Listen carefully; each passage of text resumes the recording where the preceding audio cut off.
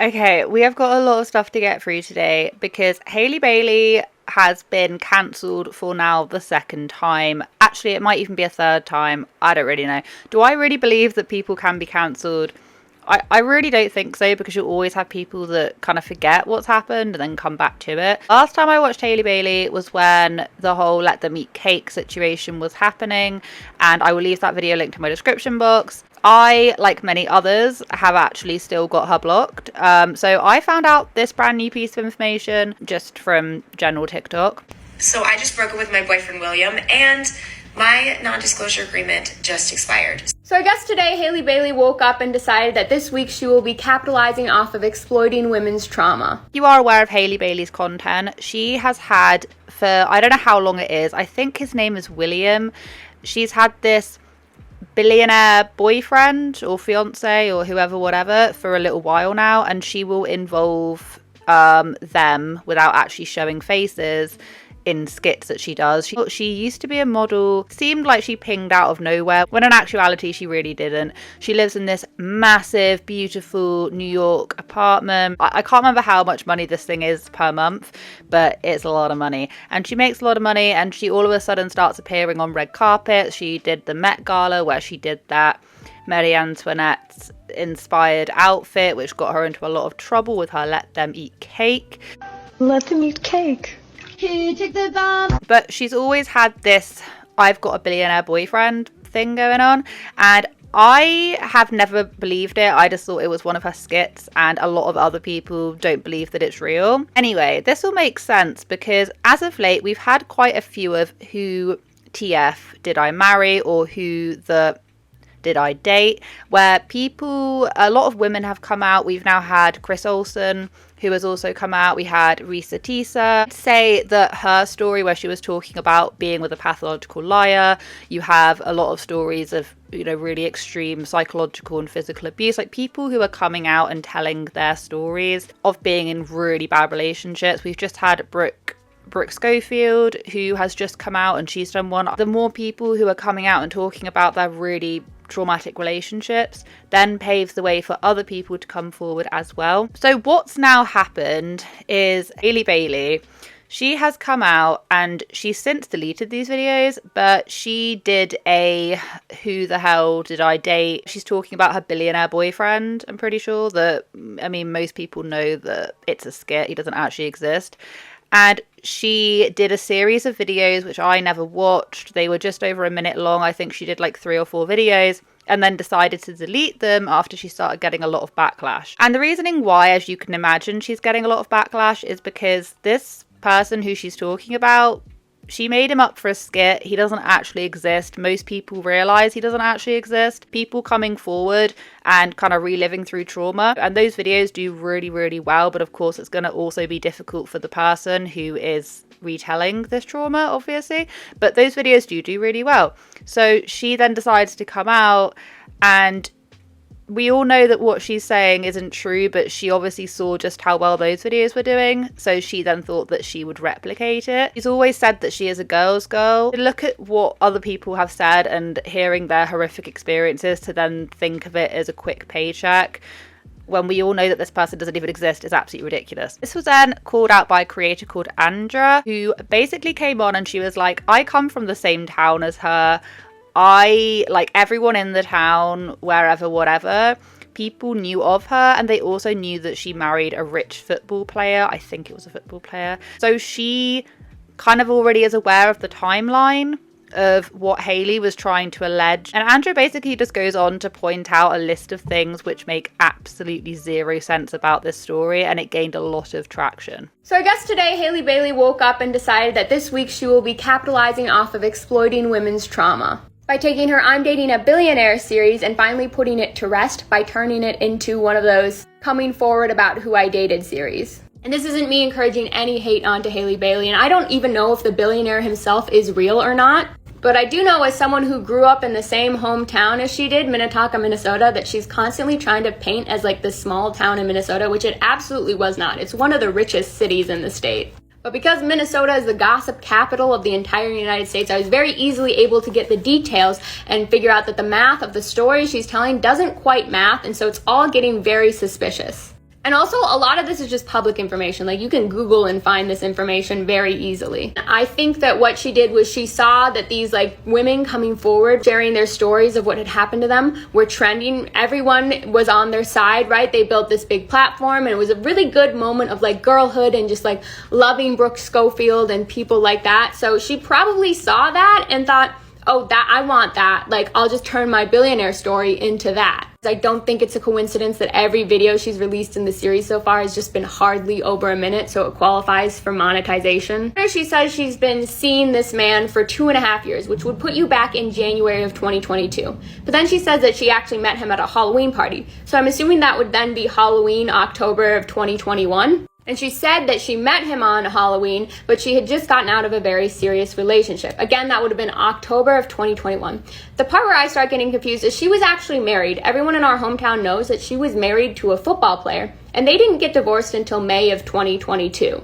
So that means that she met this man while she was married, and it's possible they were separated at the time, but 8 months is like a long time to wait to file a divorce. Scroll down to her feed, you can see around that time she still has all her husband's jerseys and stuff on display in their apartment. But again, it could have been a long separation, which brings me to my second point. She says that during the time she was flying a lot between Minnesota and New York because she was just modeling part-time and she didn't have an apartment yet. But here you can very much so see that around that entire time, she was still living in this same large apartment with the classic round window we all know. When you have this apartment, I don't know why you'd also still be staying in Airbnbs and renting other apartments. Also, she constantly claimed that this is her billionaire boyfriend's apartment. Then one, why were you living in it before you met him? And two, your husband's stuff was all over it as well. Which brings us to my next point, which in the story she says, which would have been October 2021, I'm assuming, Halloween. She says that she just ran to Party City last minute to get like a milkmaid outfit. But then you can see here, this is the same Halloween, and she's dressed as a peasant, very much so not a milkmaid, and very much so not something you could just randomly buy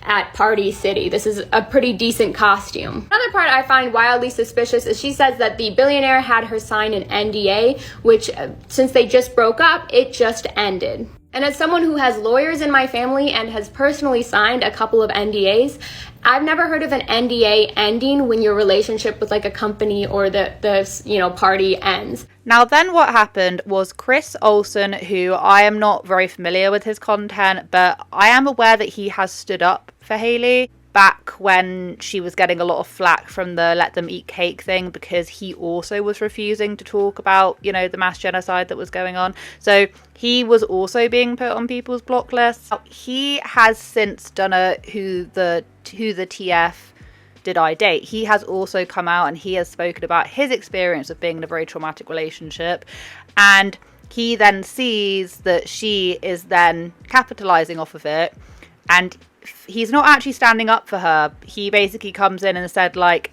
I know that you're meant to be satire and you're trying to find the satire in this, but there's definitely a time and a place to recognize when you should be making satire or whether you should just leave it alone. I'm not above satire. I'm not above making up a little story on the internet for fun. Like me saying Meghan Trainor and I were childhood friends when we're not, getting the audience and all of us having a little laugh together. Where satire and making up stories is not appropriate is stories about abuse. This isn't a trend to jump on because you see it's getting other people views. I wouldn't even say this is a trend to jump on at all. I was inspired by the women before me who were bravely sharing their stories and knew that it helped me feel less alone. So I figured if I share my story, I would feel less alone. But regardless of the views and whatever I'm getting from it, I'm still living with the trauma of that story. I'm still living with the fact that I'm now kind of scared that he's going to reach out to me. I'm still living with the fact that in so many of my relationships, I operate under the guise of always thinking I'm in the wrong or always thinking this person is going to flip a switch and turn on me out of nowhere because that's what this guy did when I was 15 or 16. I'm still living in fear. Views aren't going to take that away. And so I just think if you're getting on this trend and making something up, it is a bit disrespectful to the people who have actually been through something. And again, I know satire is something that we play with on this app a lot, but I would just urge any creator, before they think about making up a story time for this, to think about how you're actually affecting people and the people who have actually been through something like this. So all of that has happened, yeah? So the internet is buzzing all over again. They're talking about, oh, we should cancel her, we should cancel her. Did she come out? Has she come out and issued an apology? I have her blocked, but I'm assuming she hasn't because I haven't seen anyone else talking about it. But what's now happened is that she keeps on platforming somebody who should not be platformed. There's been another revelation which is then adding to the stack of why she is not a girl's girl and why she will never be able to be the voice for women. She doesn't support other women and the struggles and what they're going through, okay? Like, that there's more evidence to suggest that she really just doesn't care. She's really just in it for the paycheck. She's like, no, like, he's not my bestie, but like, we do film content together. And, you know, I had a really, really, really long talk with him, and I made him sign like something contractually to like make sure that like he would be fucked if he ever did anything. And at that point, I'm just like, oh, here we go. Like, I had the long talk with him, blah, blah, blah, blah. So there was this creator who Haleyy keeps on teaming up with called Kyle Vieira. He has been appearing in her thing. Or are they in a relationship? Are they not? Now, there's this girl that's recently come out, and I say recent, I mean in the past couple days. She's come out and she has made her own versions of, you know, I went out with this person and it was very traumatic. It was very horrible. I think they went out 2 years ago. And she came on and she said that as soon as she saw that Haleyy and Kyle were making these videos together, Jamie saw this and decided to message Haleyy and tell her, hey, just a heads up, he has an incurable STI, STD, however you want to say it. He has an incurable one and he sleeps with loads of women and doesn't tell them that he has this, and didn't tell me when we were together at the end of our relationship. And it was really, really horrible, and he's really embarrassed about it, but it's incurable, and he will not tell the women that he sleeps with, and he sleeps with a lot of women. She then told Haleyy because she just wanted Haleyy to be like, yeah, this is what's happening. She also then opened up about her past experience with him and the past experiences that he has had with other women that Jamie has spoken to, and just turns out that this guy is an absolute asshat. Like, this guy is not a nice guy. He's not nice to women. He's not nice to other people. You know, you're already, I'm pretty sure that is actually illegal anyway, if you are, you know, sleeping with someone and you haven't told them that you have an incurable disease, and you purposefully do not tell them because you don't want them to like not sleep with you. Long story short, Haleyy turned around and was like, yeah, like, I'm not gonna make content with him, I'm just gonna, you know, whatever, thank you so much for telling me. And then what ended up happening was that Haleyy then completely reversed that, and then continued to make content with him, posting him all over her socials where other women are going to see it and other people are going to contact him, and basically just propping him up. And you were so thankful to me and said I saved you 1,000,000 times, and you were just so thankful. But now, because this man is at your beck and call for content, and it's good for you to have someone to make all this content with, now you're saved and you can just friend zone him. But now he's just out there getting more recognition. More girls are going to be curious about him. He's already getting written about, you know, across different platforms. All of your followers are going to his page, wondering who he is, saying, oh my God, I can't wait till you're famous, blah, blah, blah. And you're doing all that just so you can have someone to film content with. But you made him sign some sort of contract that's going to do what? He say he can never sleep with someone ever again? It's messed up that if you know this about him and just want to keep using him from content, like, why? You can't find anybody else to use for content? I saved you, but what about all the other women? What about them? To her, I was like, you know what he did to me. You know what he's capable of. He's lied to you. He's tried to hide it from you. He hid it from me. Like, you know what he can do to women. You cannot give this man a platform. It is now your responsibility as a woman to look out for these other women and not let the same thing happen to them. So not only has she been, you know, profiting off of this series, or she's been deleted, you know, seeing dollar signs with this series where the inspiration for her doing that was coming from people really speaking from the heart about their traumatic experiences of being in abusive relationships. Not only did she think that was perfectly okay when she's basically lying and making it into satire, but she's perfectly happy with going on like a contract basis with this Kyle person who openly goes around and sleeps with other women and doesn't tell them that he has an incurable STD. But it's fine because it's all in the sake of money, even though by her propping him up, by her giving him a bigger reach, that's going to mean that he's going to have opportunity to speak to other women, to, you know, she's basically giving him the green light and saying, oh, well, no, it's only business, it's only for work, like, we're only doing this. Why would you want to support someone like that, especially if you have just been told by their ex-girlfriend that he is a horrible person and that he is doing things like it's illegal what he's doing? But Haley's okay with it because those videos are getting traction. And you know the kind of man he was to me. So not only do you know these things, not only are you still posting him, but then you're making a video that makes me relive a relationship with him to a degree that's actually insane and like Black Mirror kind of shit. Because I'm seeing with my eyes this man say the same things he used to say, and it's a joke and she thinks it's fucking funny. And I was just like, wow, this is like some next level shit. And my opinion of her totally changed after that. And it even got worse when then, not too long after that, she did her fake little series exploiting women's trauma and women coming forward to try to get views and try to get clicks, strategically making the videos over a minute long, each one of them, and so that she can get money off of it, with her fake story about a fake person that she made up for skits. Not a real relationship. It's all complete bullshit. Maybe she pulled inspiration from other places, but there's plenty of videos finding all the holes in her story that just don't make any freaking sense. I just think that she's very cold and calculated in her business decisions.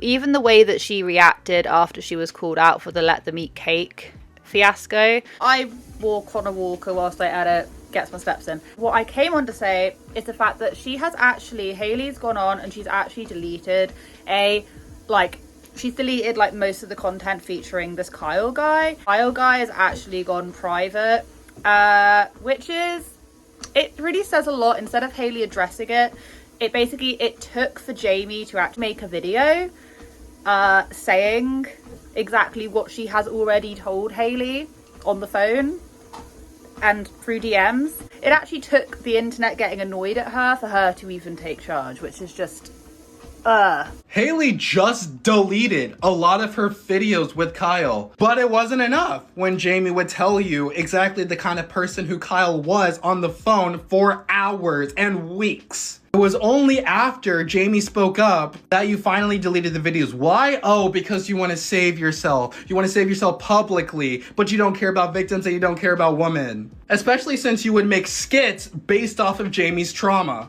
Come on, man. I like everything, dude. Then show me it and then I'll believe it. Really cold and calculated considering the situation that was going on. She's really only in it for the money. And it's just really evident. I mean, yes, loads of content creators are, but when you make the whole entire brand off of being like this girl's girl and like women supporting women, to then make satire and mockery out of these women's basically experiences and then openly like sign contracts and be in like partnerships and brand whatevers with someone who is also doing this to other women and giving them a platform, it's really diabolical. Like, it's really, really, really shameful. And I do think that, yes, people should be annoyed about it. She is putting her business opportunities over morals. And that's just not good, is it? I mean, she's obviously got to be able to like fund her insanely expensive apartment somehow. But this just isn't the way. But that is pretty much all I wanted to say on today's video. I hope you guys have a wonderful day wherever you are in this world. Take care of each other, take care of yourselves, and I will catch up with you guys in the next video.